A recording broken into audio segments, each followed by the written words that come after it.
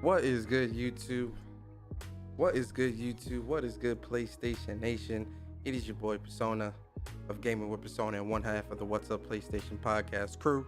And I'm coming at you guys with my Trek to Yomi review.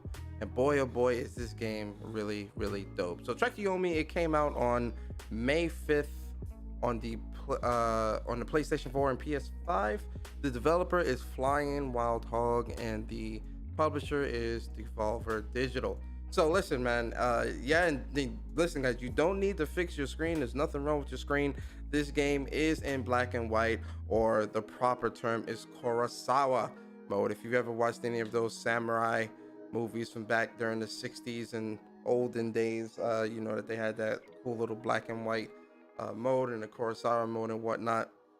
So, and it's funny because when I seen this gameplay, I thought that this would have been an issue for me. But then again, I'm like, no, the game, like, it's not. Like, it looks great on a TV, it looks great on the monitor, right? And it also it plays well. Like, it fits the aesthetic of what this game is trying to capture. So I want to capture three main points: the combat, the story, and the replayability, right? Amongst other things. So I want to start with the story.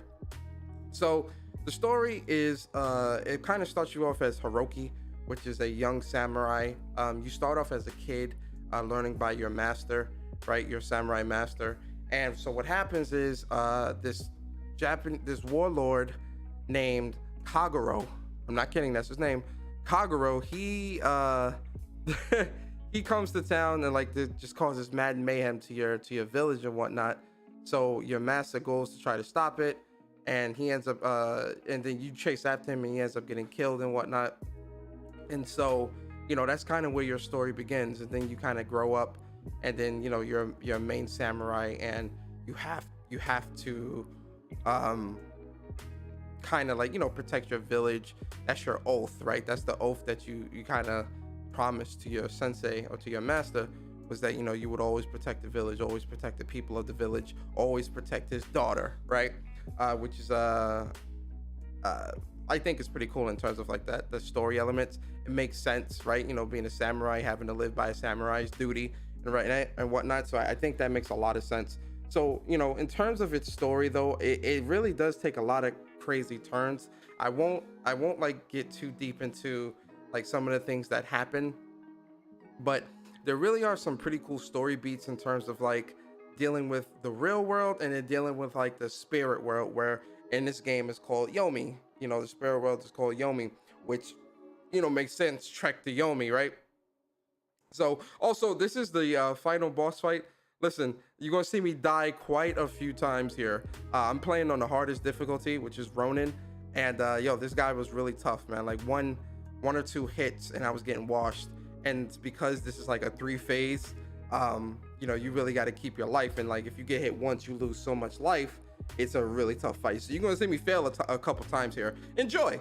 So when it comes to the in terms of like the combat for this game, one of the things that really stood out to me was the fact that it's a side scroller, right? So it's not one of those, it's not like Ghost of Tsushima in the sense of, you know, it's this vast open world. I know a lot of people are trying to compare it to Ghost of Tsushima, but this is not that in any capacity. But it is a samurai game. So one of the things about the combat that I really liked is you can't really mash in this game, especially if you're playing on the hardest difficulty. And I learned that very, very early on, right? Where, you know, it's one of those things where the game kind of teaches you like, yo, you mashing is actually going to be detrimental and get you killed because you're stuck in animation. So think of it as like a fighting game. Like there definitely is some frame. I don't want to get too fighting. It's not like super advanced, but you kind of have to let one action complete before you do another action, but you can buffer those actions, right?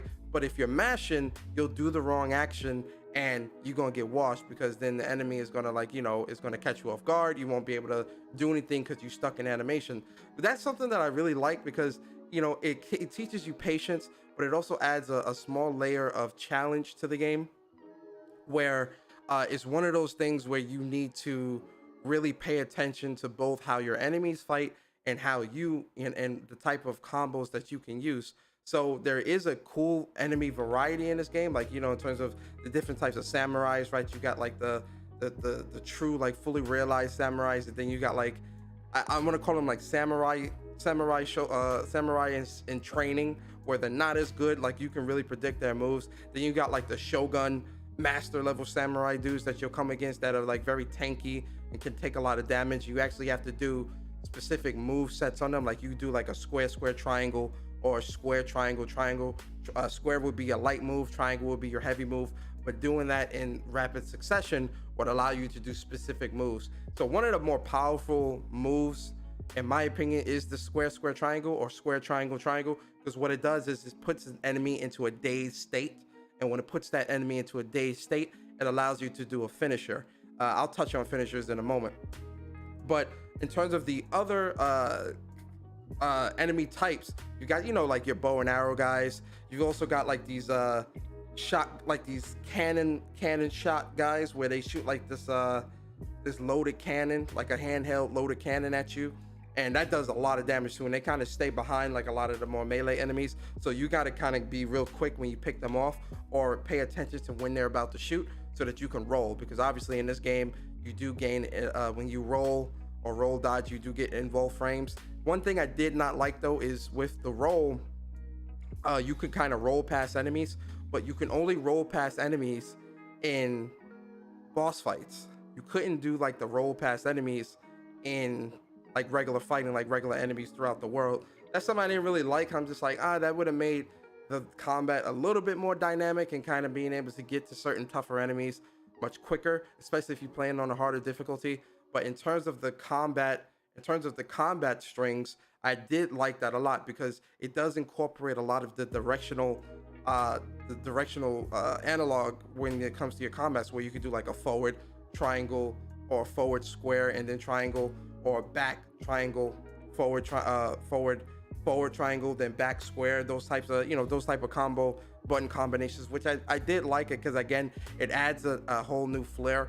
It's crazy, because with this game, you'd be surprised how many different combo strings you have. Now, as you get through the game and the more you play the game, you'll find yourself using the finisher a lot, and kind of doing like the square triangle, then R1 for the finisher. And like I said, when you do one of those, if you do like a square triangle, or square triangle combination, attack combination, it puts the enemy in a dazed state. And when the enemy is in a dazed state, you can hit the R1 button and do a finisher. And what the finisher does is really brutal. It'll chop off their head, chop off their arms and legs. I thought that was really cool. But it's also kind of a cheese, because you also gain health back, right? So you can kind of like, especially, and you gain health back, and you're kind of invincible during the animation, because nothing will hurt you.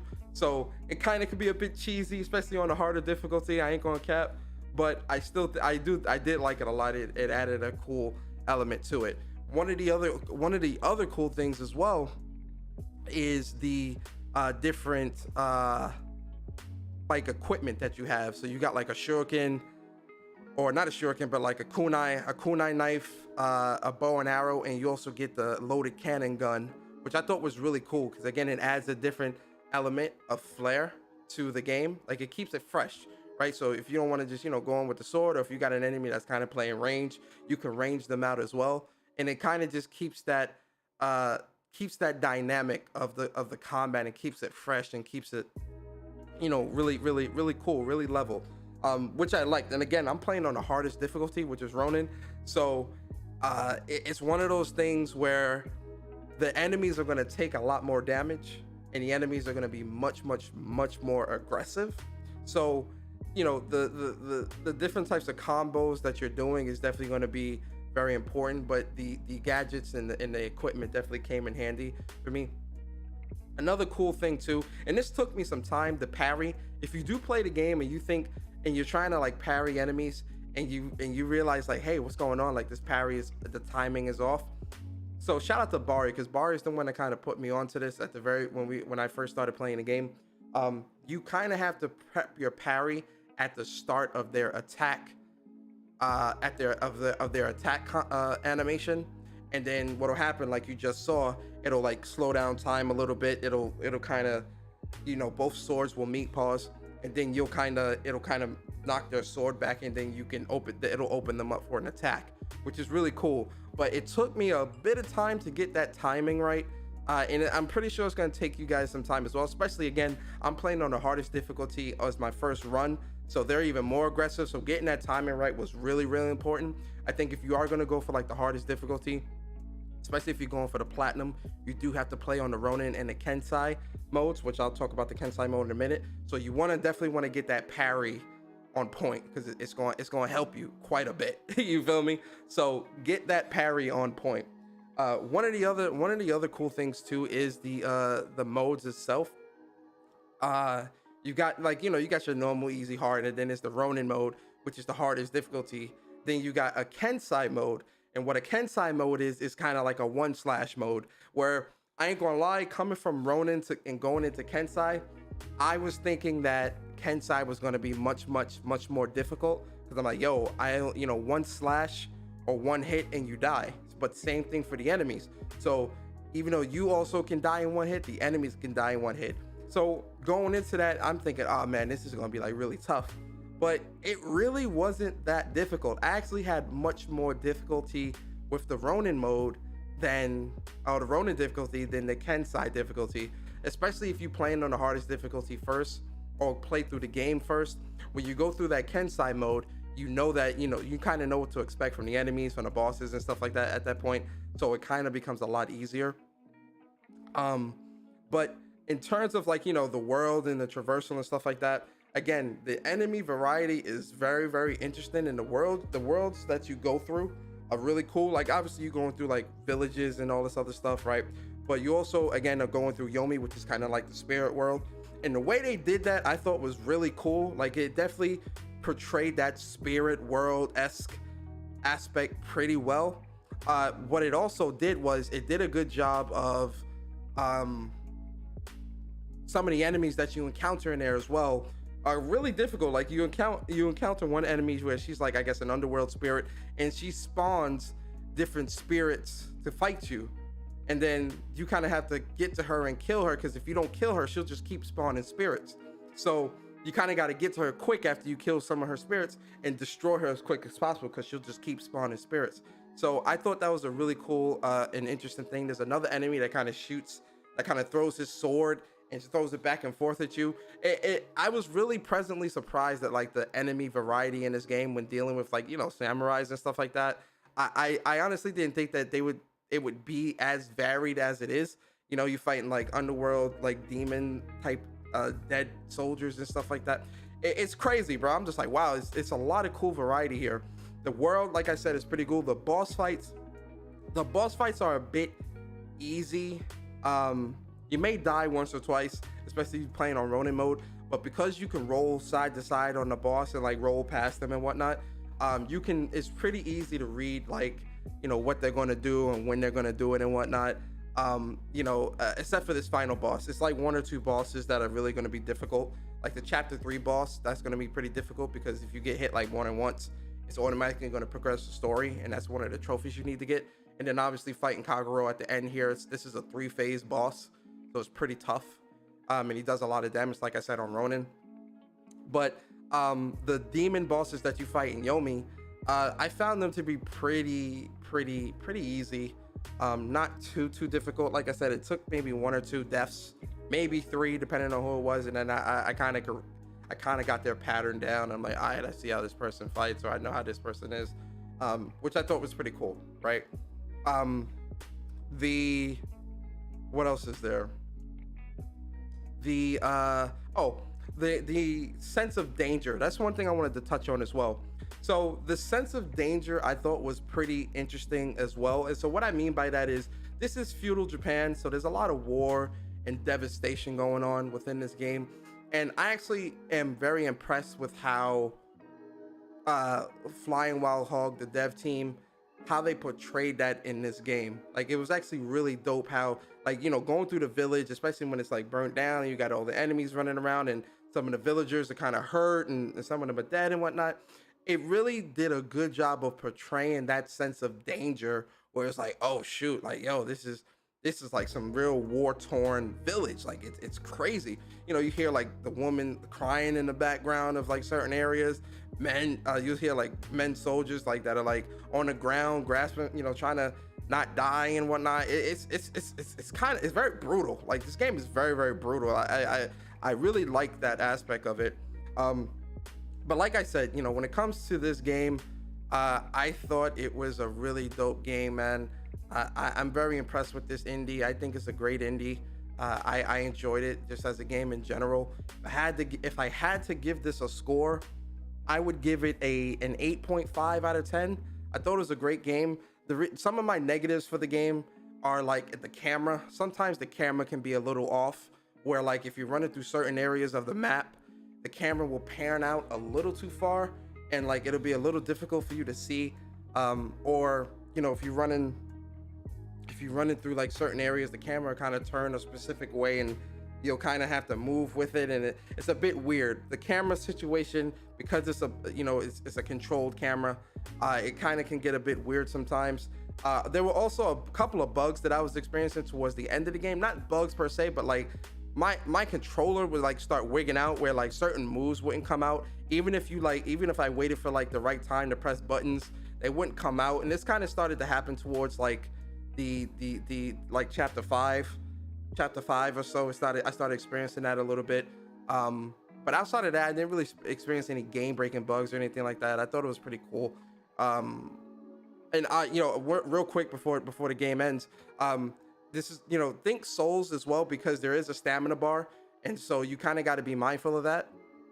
So if you are going to get this game, just be mindful of that stamina bar that you see underneath right there. That's definitely going to be a thing that you pay attention to. You feel me? But yo, your boy's about to wash Kagero here. I'm gonna let you guys enjoy this. So like I said, guys, my final score is going to be an 8.5 out of 10. I do think you guys should check this out. But yeah, man, listen, it's been your boy Persona of Gaming with Persona. I hope you enjoy the rest of this gameplay, and I hope you enjoyed this review of Trek to Yomi. I hope you guys have a great day, and I'm out, man. Peace.